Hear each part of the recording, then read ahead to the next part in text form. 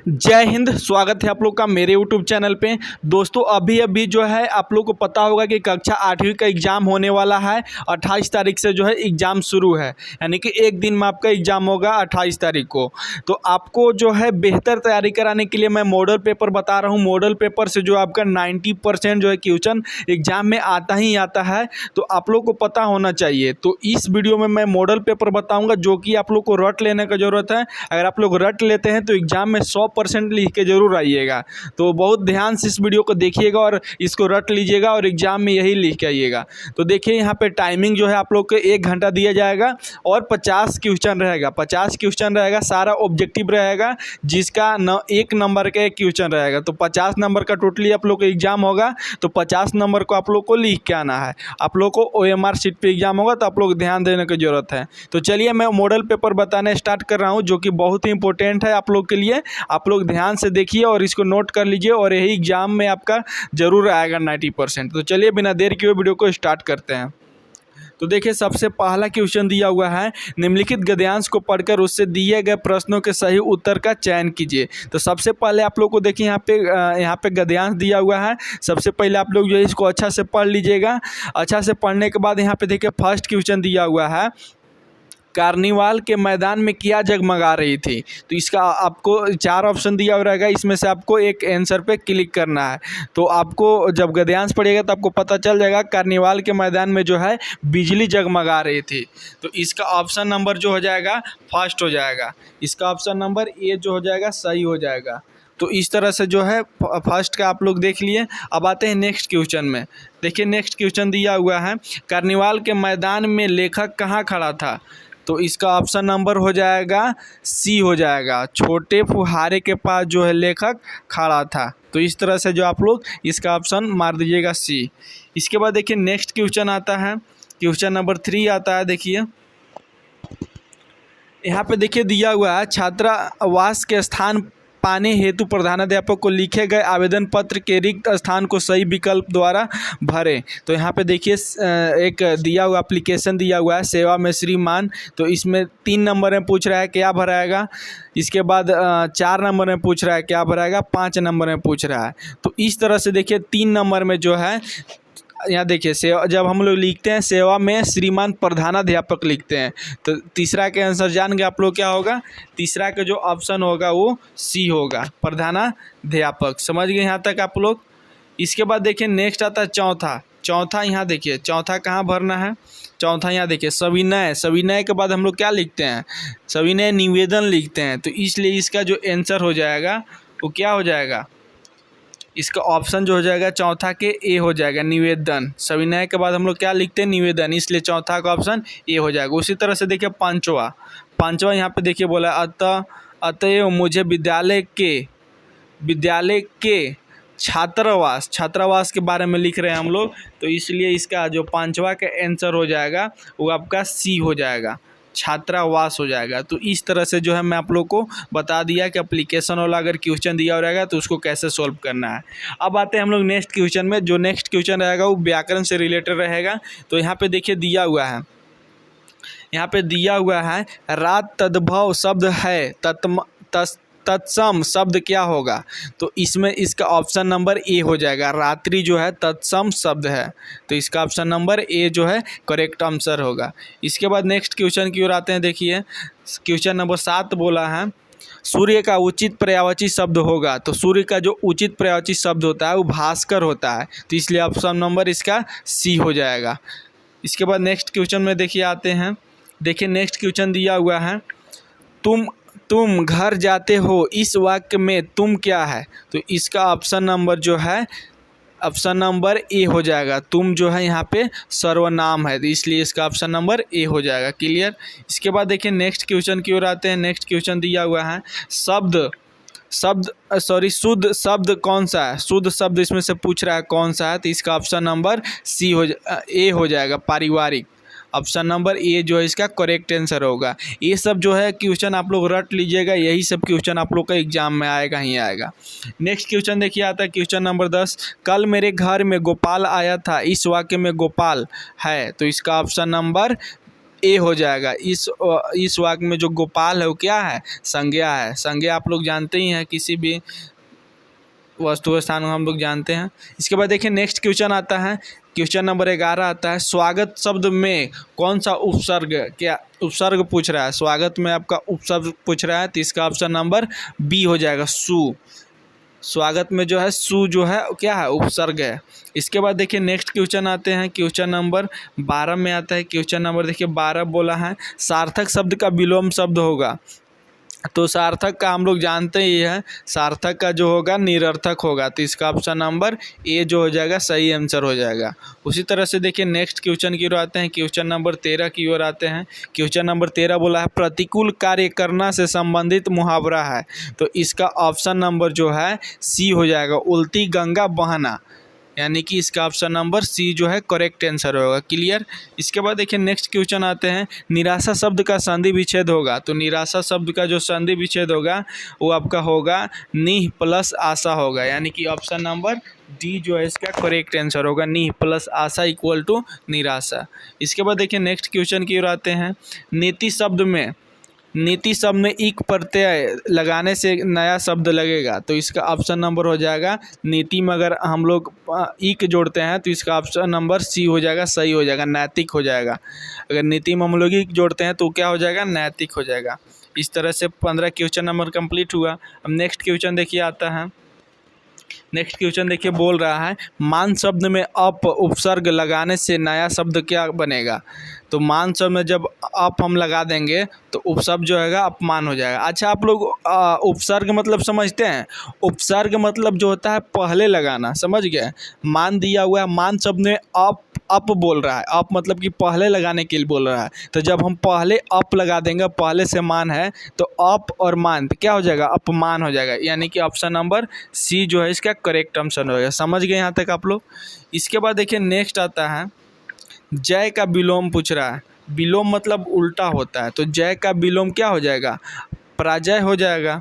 तो इसका option number B जो है करेक्ट होगा। क्लियर, आप लोग यहाँ तक समझ गए। अब देखिए नेक्स्ट क्वेश्चन आता है, क्वेश्चन नंबर 18, अभिनेता शब्द का स्त्रीलिंग क्या होगा। अभिनेता शब्द का यहाँ पे स्त्रीलिंग पूछ रहा है। तो इसका अभिनेता हम लोग किसको बोलते हैं, पुल्लिंग को बोलते हैं। अगर इसका स्त्रीलिंग पूछे तो अभिनेत्री हो जाएगा। तो इसका ऑप्शन नंबर ए हो जाएगा। क्लियर, यहाँ तक समझ गए आप लोग। नेक्स्ट क्वेश्चन देखिए आता है, कमला ने रोटी खाई, कारक पहचाने। तो यहाँ पे दे दिया है कमला ने रोटी खाई, इसमें कारक पूछ रहा है। तो इसका ऑप्शन नंबर ए हो जाएगा, कर्ता हो जाएगा, क्योंकि कमला रोटी खाई है इसलिए कर्ता हो जाएगा। ठीक है। नेक्स्ट क्वेश्चन की ओर आते हैं। देखिए देवनागरी किसकी लिपि है। यहाँ पे देवनागरी बहुत इंपॉर्टेंट क्वेश्चन है, पूछ रहा है देवनागरी किसकी लिपि है। तो इसका ऑप्शन नंबर बी हो जाएगा, हिंदी की जो है देवनागरी लिपि है। क्लियर, यहाँ तक समझ गए आप लोग। नेक्स्ट क्वेश्चन देखिए पाठ्य पुस्तक से दिया हुआ है। मैं इसका देखिए ऑलरेडी वीडियो बनाया था, उससे देखिए क्वेश्चन लड़ेगा ही लड़ेगा।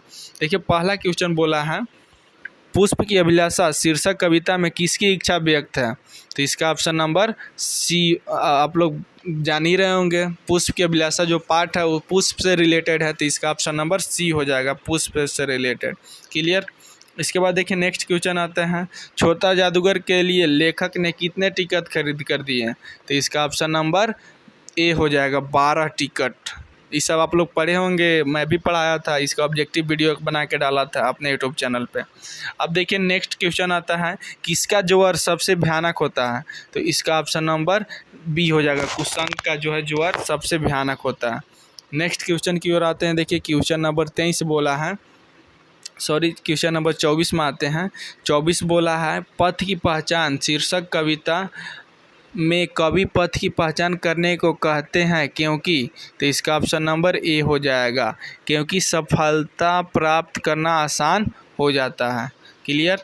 इसके बाद देखिए नेक्स्ट क्वेश्चन की बात है, क्वेश्चन नंबर 25, पथ की पहचान शीर्षक कविता के अनुसार पथ पर कितने राही गए हैं। तो इसका ऑप्शन नंबर सी हो जाएगा, अनगिनत राही। क्लियर। तो इसका ऑप्शन नंबर क्या हो जाएगा, सी हो जाएगा। ठीक है। अब देखिए नेक्स्ट क्वेश्चन की ओर आते हैं। क्वेश्चन नंबर 26 बोला है। 26 देखिए बोला है, बड़े भाई साहब पाठ में बड़े भाई ने छोटे भाई के सामने पढ़ाई का कैसा चित्र खींचा। तो इसका ऑप्शन नंबर जो हो जाएगा वो आपका डी हो जाएगा, भयानक चित्र खींचा। क्लियर, यहाँ तक समझ गए आप लोग। अब नेक्स्ट क्वेश्चन की ओर आते हैं। देखिए नेक्स्ट क्वेश्चन दिया हुआ है, अशोक का शस्त्र त्याग। अशोक का शस्त्र त्याग एकांकी में किस प्रसिद्ध ऐतिहासिक घटना का उल्लेख है? तो इसका ऑप्शन नंबर ए हो जाएगा। इसका ऑप्शन नंबर ए हो जाएगा। कलिंग की लड़ाई का जो है उसमें उल्लेख किया गया। क्लियर। नेक्स्ट क्वेश्चन की ओर आते हैं। डायन। डायन एक अंधविश्वास कविता में बुढ़िया गांव के किस दिशा में रहती थी? तो इसका ऑप्शन नंबर सी हो जाएगा। 28 का ऑप्शन नंबर सी हो जाएगा। पूरब दिशा में रहती थी। आप लोग पढ़े होंगे तो आप लोग को भी पता होगा। ठीक है। नेक्स्ट क्वेश्चन की ओर आते हैं। देखिए क्वेश्चन नंबर 19 में आते हैं, 29 में आते हैं। क्वेश्चन बोला है किस किताब में डायन शब्द का उल्लेख नहीं है? तो इसका ऑप्शन नंबर बी हो जाएगा। कानून की किताब में जो है डायन शब्द का उल्लेख नहीं है। क्लियर यहाँ तक। नेक्स्ट क्वेश्चन आता है। देखिए अमरूद का पेड़। अमरूद का पेड़ शीर्षक कहानी के अनुसार लोगों ने किसके प्रति उदासीनता बरती? तो इसका ऑप्शन नंबर ए ही हो जाएगा। अमरूद का पेड़ के प्रति ही। क्लियर। नेक्स्ट क्वेश्चन देखिए आते हैं। अमरूद में आए 3-4 सफ़ेद फूलों के बारे में सर्वप्रथम किसने बतलाया? तो इसका ऑप्शन नंबर सी हो जाएगा। मिद्दू ने बतलाया था 3 से 4 फूल आया था। तो क्लियर। अब नेक्स्ट क्वेश्चन देखिए आते हैं। क्या निराश हुआ जाए पाठ के अनुसार भारतवर्ष सदा कानून को किस रूप में देखता आ रहा है? तो इसका ऑप्शन नंबर जो है ए हो जाएगा। धर्म के रूप में देखता आ रहा है। ठीक है। इसके बाद देखिए नेक्स्ट क्वेश्चन की ओर आते हैं। नेक्स्ट क्वेश्चन देखिए बोला है कंडक्टर लेखक के बच्चों के लिए क्या लेकर आया? तो इसका ऑप्शन नंबर ए हो जाएगा। पानी और थोड़ा दूध लेकर आया था कंडक्टर। क्लियर, यहाँ तक आप लोग समझ रहे हैं। नेक्स्ट क्वेश्चन देखिए आते हैं। राम का भरत को संदेश पाठ के किस महाकाव्य का अंश है? तो इसका ऑप्शन नंबर बी हो जाएगा। रामचरित मानस के। आप लोग पढ़े होंगे तो इसको पता होगा। तो इसका ऑप्शन नंबर क्या हो जाएगा? बी हो जाएगा। ठीक है। नेक्स्ट क्वेश्चन देखिए आते हैं। तुलसीदास के अनुसार मुखिया को कैसा होना चाहिए? तो इसका ऑप्शन नंबर बताइए आप लोग। इसका ऑप्शन नंबर ए हो जाएगा। मुख के समान होना चाहिए मुखिया को। क्लियर।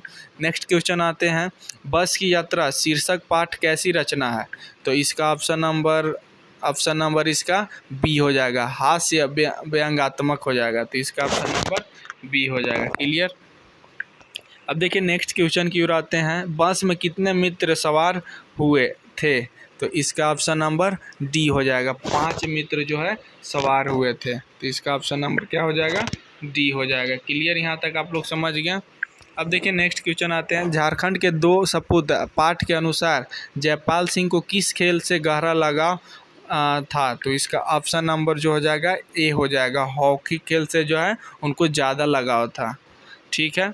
नेक्स्ट क्वेश्चन की ओर आते हैं। देखिए छोटा नागपुर स्वर्ग का एक टुकड़ा है, यह किस पाठ का हिस्सा है? तो छोटा नागपुर जो है वो आपका हुंड्रू का जलप्रपात में आता है, इसलिए इसका ऑप्शन नंबर बी हो जाएगा। हुंड्रू का जलप्रपात। इसके बाद नेक्स्ट आता है।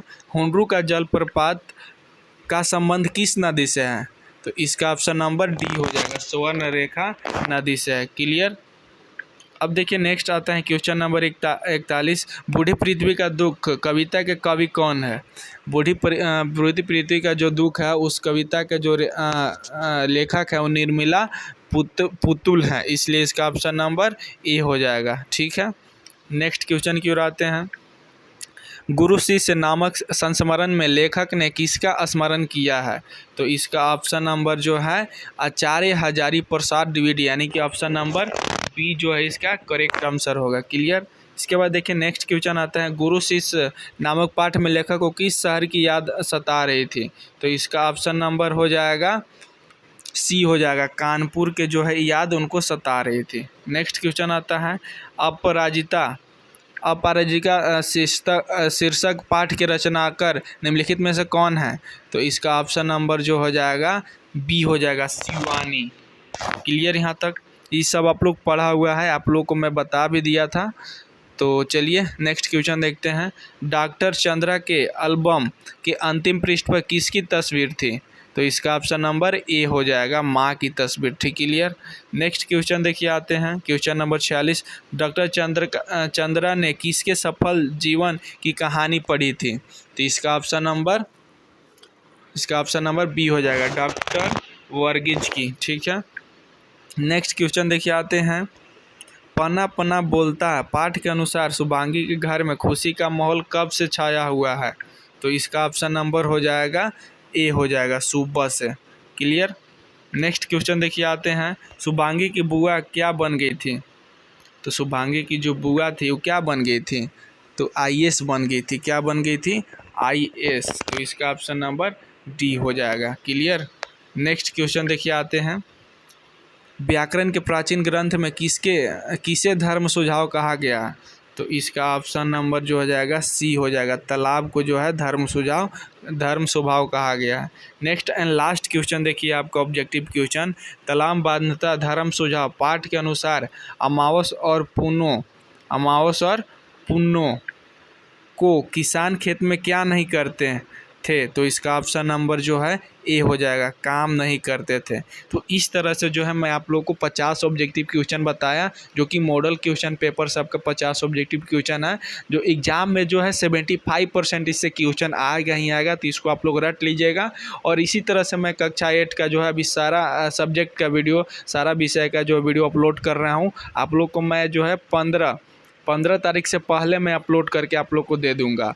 तो आप लोग 15 तारीख से पहले इसको ज़रूर रट लीजिएगा। इसके बाद मैं प्रीवियस ईयर का क्वेश्चन डालूंगा अपने यूट्यूब चैनल पे। अगर 2 चीज़ आप लोग देख लेते हैं तो आप लोग को एकदम लिख के रखिएगा, आप लोग जो है अच्छा टॉप कर पाइएगा अपने एग्जाम में। तो अगर मेरे यूट्यूब चैनल को अगर सब्सक्राइब नहीं किए तो जल्दी से सब्सक्राइब कर दीजिए, बेल आइकन को प्रेस कर दीजिए, ताकि मैं वीडियो डालूँ तो सबसे पहले आप लोग मतलब देख सके और अपने दोस्तों के पास ज़रूर इस वीडियो को शेयर करें। तो मिलते हैं एक नए वीडियो के साथ, तब तक के लिए जय हिंद, वंदे मातरम।